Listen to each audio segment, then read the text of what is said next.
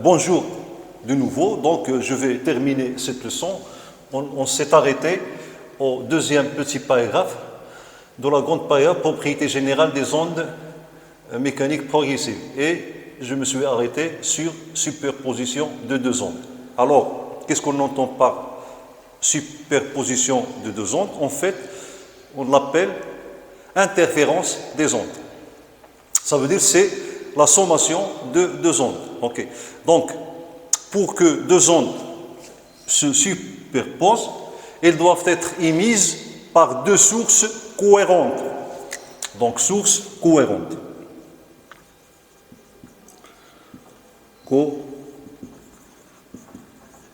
Alors, qu'est-ce qu'on entend par source cohérente? En arabe, on dit cohérente, c'est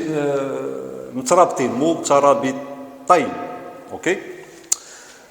Alors, source cohérente, ça veut dire qu'ils émettent deux ondes de même fréquence, ça veut dire de même période. Ok? Donc, j'ai dit qu'on va étudier les ondes mécaniques progressives périodiques plus tard.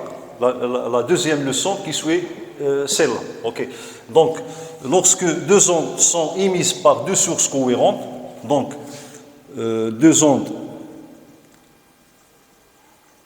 émises par deux sources cohérentes, elles se superposent,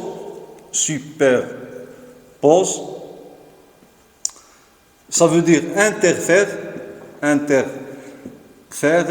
du mot interférence, se superpose lorsqu'ils se croisent, lorsqu'elles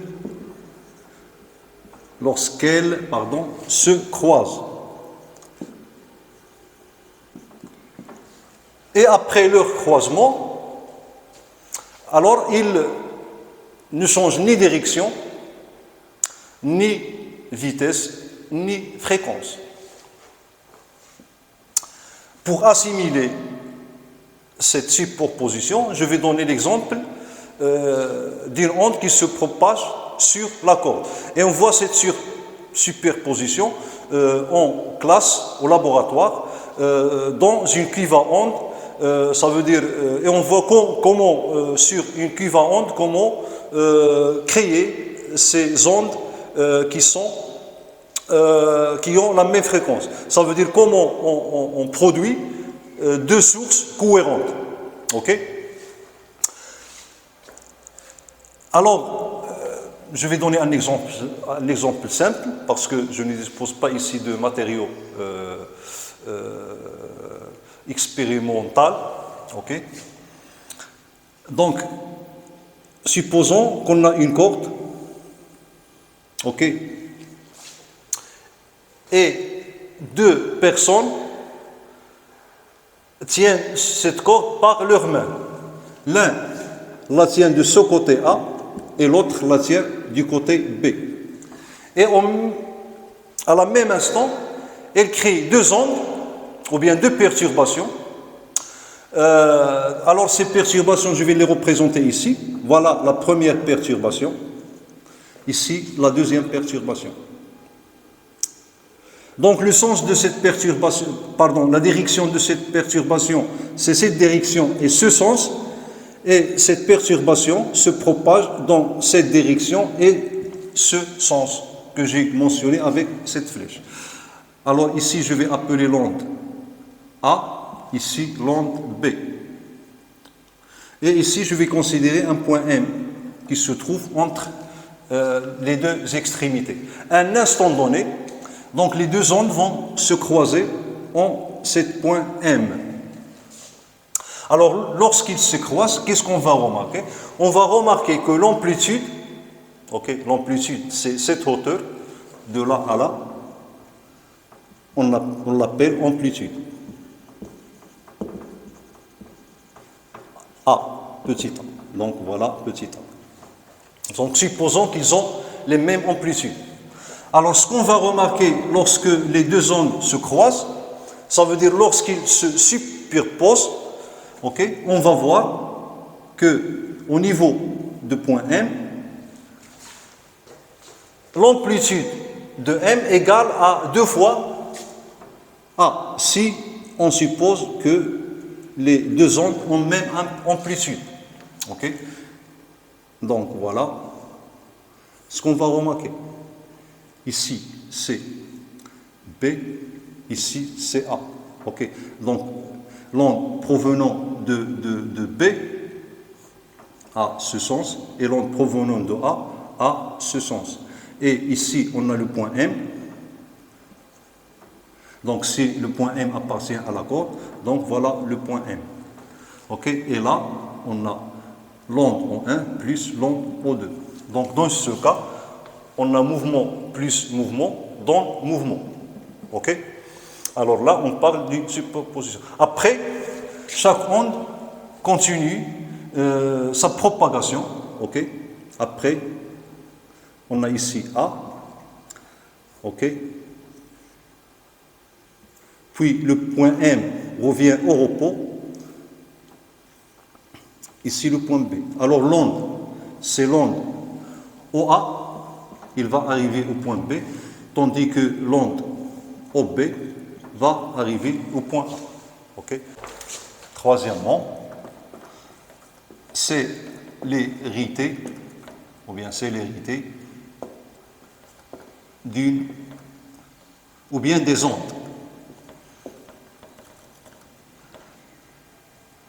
Alors la célérité, ce terme est consacré pour désigner la vitesse des ondes. Ok? Donc la vitesse, pour les ondes, on parle de célérité. Alors la célérité, donc on la représente par V. On peut la représenter par C pour les ondes électromagnétiques comme la lumière. Alors V égale à la distance parcourue par l'onde divisé par le temps qu'a mis l'onde pour effectuer ce parcours. Et l'unité, c'est mètres secondes moins 1. Ok, donc D est la distance parcourue par l'onde pendant delta T. Donc, célérité des ondes, voilà la définition de la vitesse. Bon, je vais maintenant aborder la dernière paragraphe et je vais parler du retard temporel. Retard temporel. Alors, supposons qu'on a une source qui génère des ondes, ou bien une onde progressive mécanique, voilà S, et considérons un point M du milieu de propagation. Bon, à l'instant T, M reproduit le même mouvement qu'a fait S à un instant antérieur. Ok? Donc, M reproduit le même mouvement qu'a effectué S à un instant antérieur qu'on va appeler T'. Ça veut dire quoi? Ça veut dire que M reproduit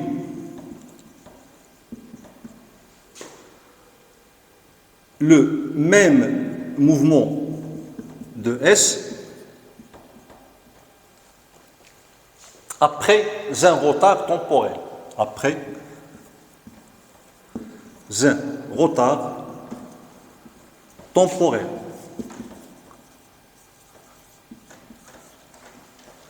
Que je vais noter par taux. Et ce retard n'est autre que taux égal à t moins t'.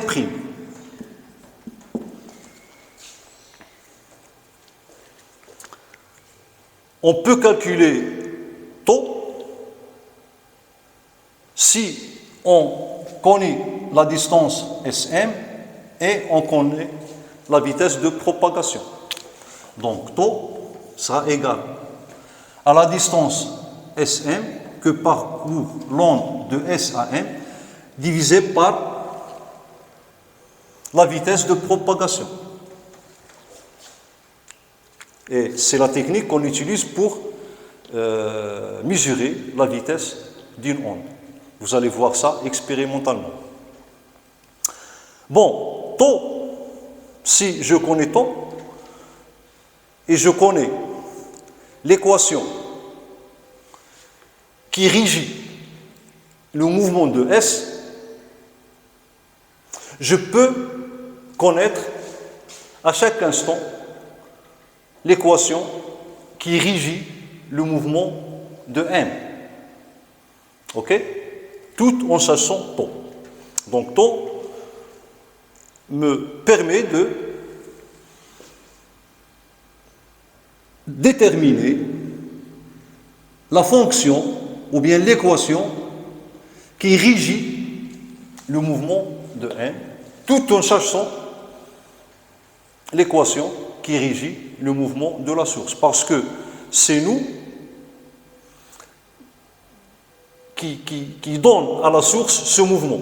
Donc on connaît l'équation du mouvement de S. Donc c'est l'intérêt de taux. Et on va voir ça dans la prochaine leçon qui sera onde mécanique progressive périodique. Et on va étudier les ondes sinusoïdales. Bon, c'est tout pour cette paragraphe. Bon, je peux, avant de terminer, je peux vous donner un petit exercice, ok? Alors, d'application.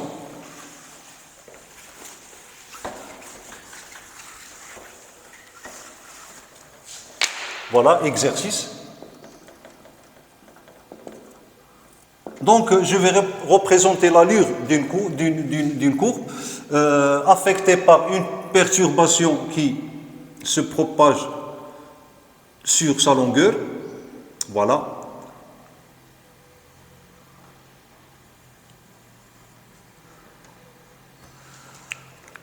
Alors, comme donnée, je vais représenter la vitesse de propagation VA de ce point que je vais nommer A et la vitesse de propagation de B, le vecteur vitesse VB. Et d'après ces deux représentations, donc vous allez déduire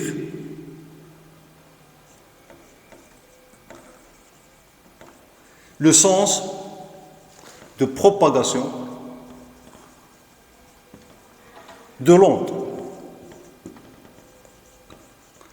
Alors bien sûr, la direction, on la connaît, c'est une direction verticale qui est parallèle à la courbe, mais on ne connaît pas le sens. Donc vous devez déterminer le sens à partir de ces deux vecteurs vitesse.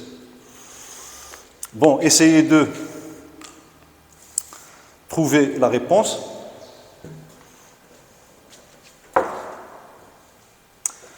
Alors, pour répondre à la question, donc tout d'abord, on voit que chaque point de la corde, d'après cet ébranlement, il commence par descendre, ok, puis remonter. Ok, donc dans un premier temps, d'après le schéma ici, ok, parce que les points qui sont immobiles se trouvent sur ce niveau. Donc, lorsque l'onde ou bien la perturbation arrive à un point de la corde, le point commence ce mouvement par une descente, puis par une montée. Ok? Alors ça veut dire que initialement, le point A, ok, d'après le sens de la vitesse, le point A, elle est en train de descendre, d'après le sens de la vitesse. Ça veut dire A, elle descend. Donc à un instant antérieur, le point A était en cette position. Ok? Et puis en cette position. Ok. Donc je vais prendre cette position-là. Alors pour B, alors d'après la direction de la vitesse, le point B remonte. Ça veut dire qu'il a déjà effectué sa descente. Maintenant, au temps où on a pris cette allure, le point B remonte vers le haut. Ça veut dire un instant antérieur, donc avant l'instant de représenter le courbe, il était en cette position. D'accord? Ça veut dire que si je vais représenter l'allure de la courbe en se basant sur ces deux points, donc je vais avoir cette allure. Ça veut dire ce point-là qui se trouve en extrémité, ici, de l'ébranlement, il a déjà effectué un mouvement de descente et montée. Pour le point B, il n'a pas encore fini sa montée. Ça veut dire que initialement, ce point-là, ok, elle était quelque part ici. Ok. Alors pour cette extrémité, alors vous voyez bien que puisque les points qui se trouvent ici, ok, dans cette partie-là, ils commencent à descendre. Ça veut dire que l'onde n'a pas encore atteint ce point-là. Ok. Et du fait, donc je vais avoir cette représentation de l'allure de la courbe. Voilà.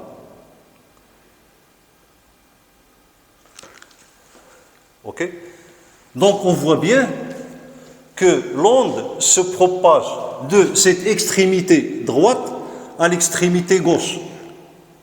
Et ainsi, on détermine le sens de propagation de l'onde. Donc si je mets ici O, ici O', alors d'après notre analyse, on trouve que l'onde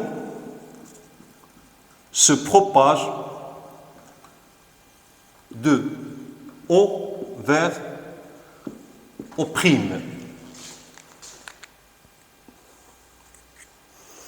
Une autre question pour le point qui se trouve en creux de la perturbation, ce point-là que je vais noter C. Quel sera son mouvement à un instant ultérieur? Ça veut dire l'instant après l'instant où on a pris cette allure de la courbe. Quel sera son mouvement? Alors évidemment, puisque le point C se trouve en creux de la perturbation, ça veut dire son élongation, on va parler de l'élongation, est minimale. Donc l'instant suivant, S va monter en haut. Ok? Donc on voit bien ici que si je trace un instant ultérieur, donc l'onde va arriver ici, donc je vais représenter avec le bleu. Ok? Donc ici en rouge, c'est instant antérieur,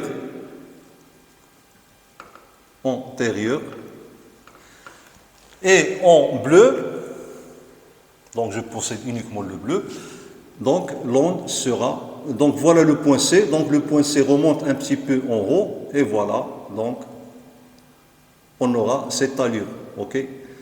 Donc cette allure, ça veut dire que C va remonter en haut, et ce que j'ai tracé ici, c'est un instant ultérieur. Ça veut dire après l'instant où on a pris l'allure de cette courbe. Bon, c'est tout. Merci pour votre attention et à la prochaine leçon qui sera les ondes mécaniques progressives périodiques.